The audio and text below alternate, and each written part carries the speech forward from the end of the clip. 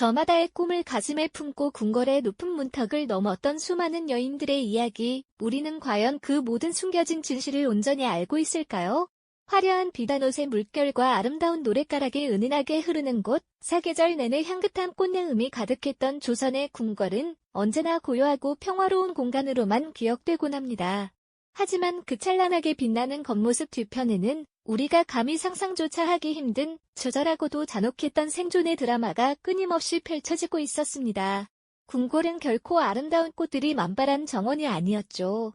오히려 그곳은 한치의 양보도 없는 가장 치열하고 잔혹한 전쟁터였다고 말하는 것이 훨씬 더 정확한 표현일지도 모릅니다. 그곳은 칼날처럼 날카로운 무기 대신 부드러운 비단과 거짓된 미소가 오가고 맹독 대신 교활한 소문과 치밀한 계략이 밤낮 없이 난무했던 은밀한 전장이었습니다. 오직 왕의 여인들만이 자신의 모든 것을 걸고 참전할 수 있었던 그들만의 엄격하고 잔인한 세계였던 셈이죠. 우리가 흔히 드라마나 영화 속에서 만나왔던 달콤한 궁중 로맨스 혹은 권선징악의 뻔한 이야기 뒤에는 실존했던 인물들이 실제로 벌였던 피비린내 나는 권력 암투의 실체가 고스란히 존재하고 있습니다. 때로는 지고지순한 사랑이라는 이름으로, 때로는 가문의 영광이라는 거창한 명분으로, 또 때로는 오직 살아남기 위한 처절한 몸부림으로 권력의 정점을 향해 거침없이 달려갔던 여인들의 이야기가 바로 그것입니다. 이들은 단지 역사책 속의 무미건조한 이름들이 아니라 생생하게 숨쉬며 욕망하고 투쟁했던 우리와 다를 바 없는 인간적인 존재들이었습니다. 미처 다 알지 못했던 역사의 숨겨진 진실에 대한 강력한 궁금증이 지금 여러분의 마음속에 강렬하게 피어나지 않으신가요? 조선의 궁궐은 단순히 왕이 거처하는 공간을 넘어 왕실의 대를 굳건히 잇고 국가의 안녕을 책임지는 중대한 임무가 부여된 상징적인 장소였습니다. 이곳에서 여인들에게 허락된 가장 영광스럽고도 높은 자리는 바로 중전이었죠. 중전의 자리는 단순히 왕의 정실 부인을 넘어 왕실의 어머니이자 국모로서 막대한 권력과 동시에 무거운 책임이 따르는 지위였습니다. 이렇듯 중전의 자리를 차지하려는 경쟁은 그 어떤 전투보다도 치열하고 숨 막힐 수밖에 없었습니다. 한 여인의 성공은 곧 그 가문의 흥망성쇠를 좌우하는 결정적인 사건이었고, 그녀가 낳은 아들은 미래의 조선을 이끌어갈 왕이 될 수도 있었으니까요. 그야말로 자신의 모든 것을 걸어야 하는 결코 피할 수 없는 운명적인 싸움이었던 겁니다. 겉으로는 우아한 자태와 단아한 미소만을 보여야 했던 궁궐 여인들. 하지만 그들의 손에는 보이지 않는 날카로운 칼날이 언제나 굳게 쥐어져 있었습니다. 향기로운 차 한 잔에 치명적인 독이 교묘하게 숨겨져 있을 수도 있었고, 스쳐 지나가는 무심한 말 한마디가 누군가의 운명을 송두리째 뒤흔들 수도 있었죠. 사소한 행동 하나, 스치는 눈빛 한 번에도 복잡한 정치적 의미가 깊이 담겨 있었고, 이는 자신을 지키기 위한 굳건한 방패이자 동시에 상대를 공격하기 위한 은밀한 무기가 되었습니다. 때로는 오랜 시간 공들여 쌓아 올린 굳건한 신뢰를 한순간에 무너뜨리는 교묘한 이간질이, 때로는 듣는 이의 마음을 흔들어 놓는 감언이설이, 또 때로는 목숨을 직접적으로 앗아가는 암투보다도 훨씬 더 잔인하게 상대를 파멸로 이끌었습니다. 이 모든 것은 오직 권력이라는 단 하나의 목표를 향한 멈출 수 없는 욕망의 발현이었습니다. 사랑과 개인적인 행복? 그런 감정들은 궁궐이라는 거대한 권력의 소용돌이 속에서 때로는 사치였고, 때로는 치명적인 약점이 되기도 했습니다. 그들은 자신의 목숨뿐만 아니라 사랑하는 가족과 가문의 명예, 그리고 미래 세대의 희망까지 걸고 이 잔혹한 전쟁에 기꺼이 뛰어들었습니다. 승리한 자는 모든 것을 얻고 역사의 당당한 주인공이 되었지만, 패배한 자는 이름조차 제대로 기록되지 못하거나 비극적이고 쓸쓸한 최후를 맞이해야만 했습니다. 이 모든 이야기는 조선시대 궁궐의 가장 깊숙한 곳에서 벌어졌던 왕의 여인들이 오직 권력이라는 단 하나의 목표를 위해 치러냈던 치열하고 잔혹한 비밀 전쟁의 생생한 기록입니다. 우리는 이제 그 숨겨진 이야기 속으로 함께 발걸음을 옮겨보려 합니다. 과연 그들은 어떤 삶을 살았고 무엇을 위해 그토록 처절하게 싸웠으며 역사 속에 어떤 거대한 흔적을 남겼을까요? 그들의 이야기는 단순한 옛 이야기가 아닌 시대를 초월한 인간 본연의 욕망과 생존의 드라마를 여실히 보여줄 것입니다. 우리는 이제 그 숨겨진 이야기 속으로 함께 발걸음을 옮겨보려 합니다. 과연 그들은 어떤 삶을 살았고 무엇을 위해 그토록 처절하게 싸웠으며 역사 속에 어떤 거대한 흔적을 남겼을까요? 그들의 이야기는 단순한 옛 이야기가 아닌 시대를 초월한 인간 본연의 욕망과 생존의 드라마를 여실히 보여줄 것입니다. 그렇다면 과연 어떤 여인들이 비밀스러운 전쟁의 선봉에 섰을까요? 왕의 여인이라는 이름 아래 지극한 사랑을 꿈꾸기보다는 권력의 정점을 차지하기 위해 모든 것을 내던졌던 그녀들의 이야기는 우리에게 깊은 생각할 거리를 던져줍니다.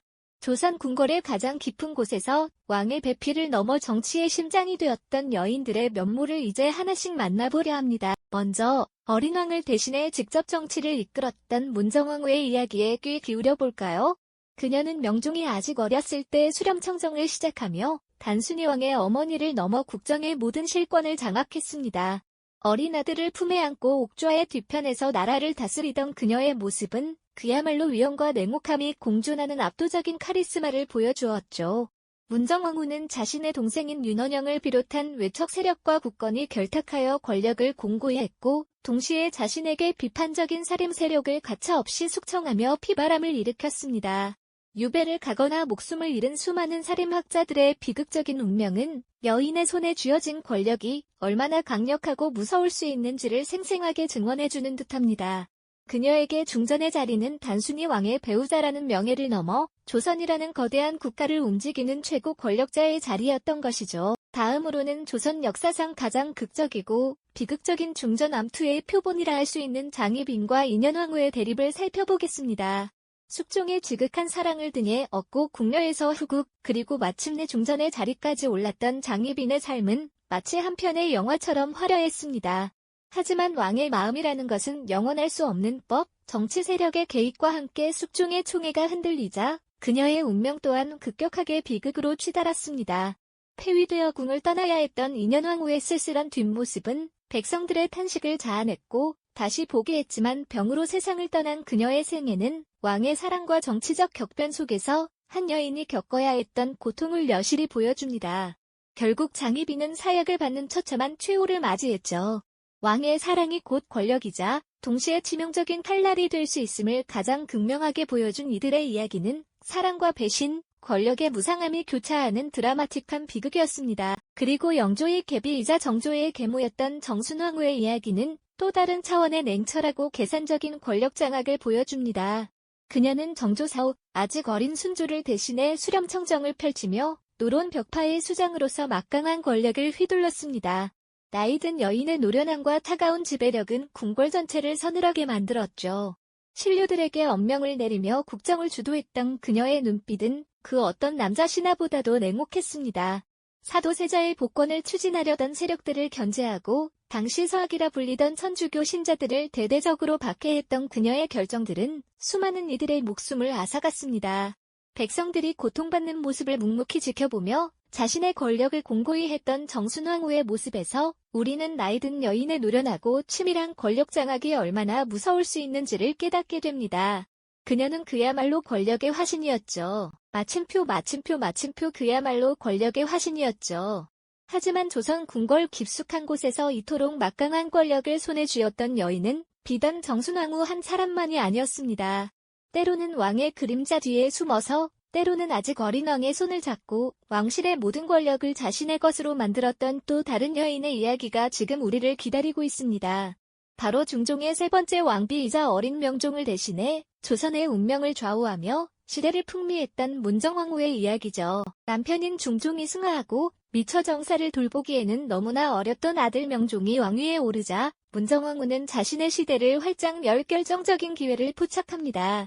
그녀는 발을 들이운 장막 뒤에 앉아 어린 왕을 대신하여 모든 국사를 결정하는 수렴청정이라는 강력한 카드를 손에 쥐게 되었죠.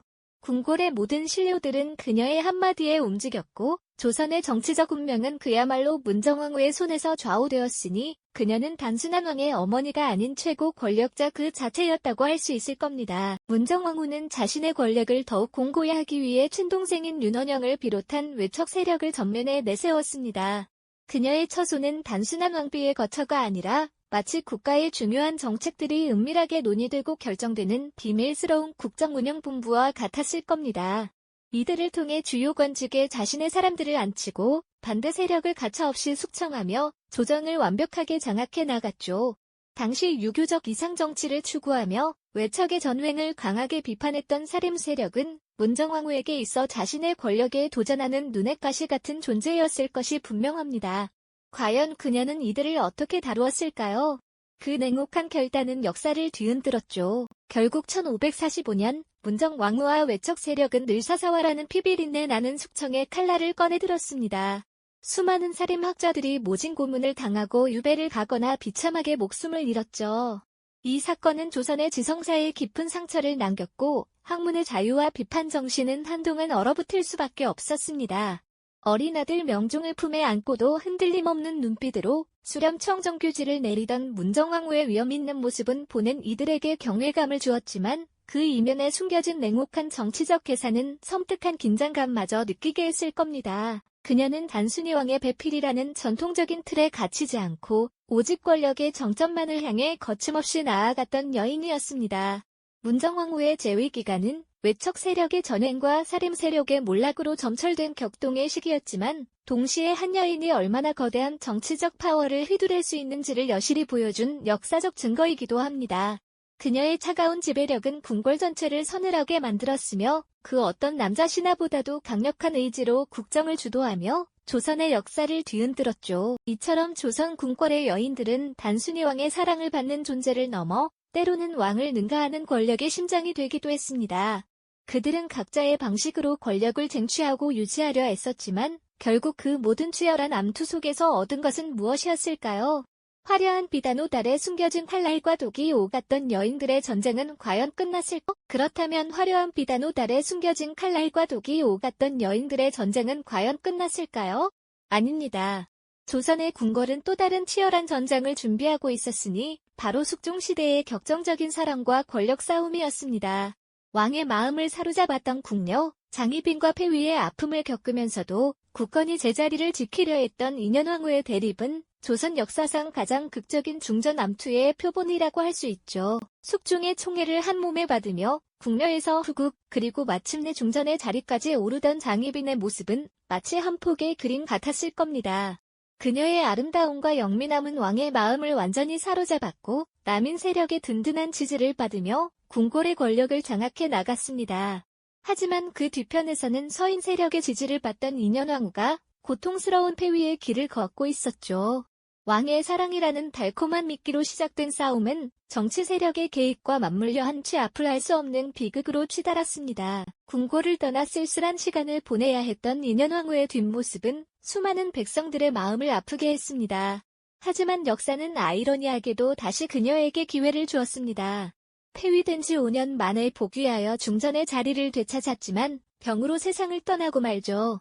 그리고 승승장구하던 장희빈 역시 무모한 권력욕의 대가로 숙종의 차가운 명령 아래 사약을 받는 비극적인 최후를 맞이했습니다.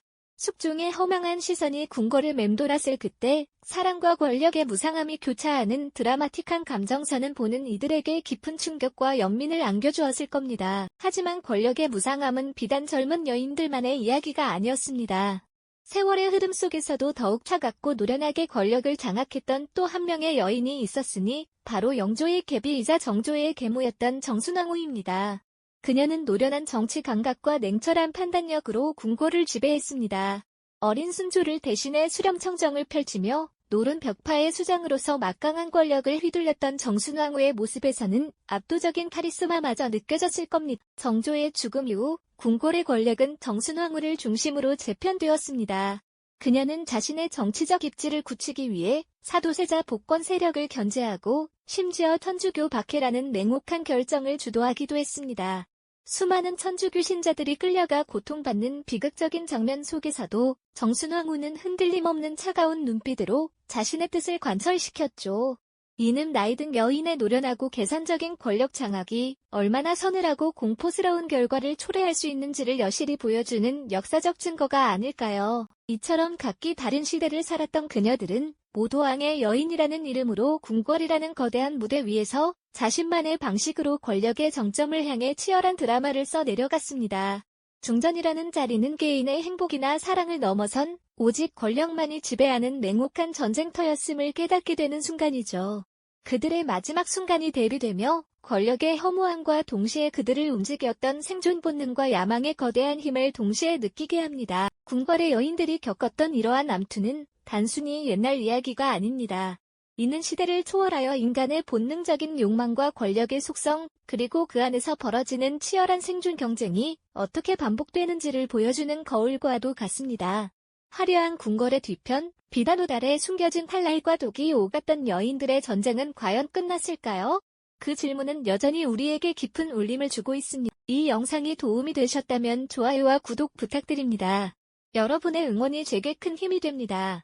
다음 영상에서도 더 유용한 정보를 공유하겠습니다. 감사합니다.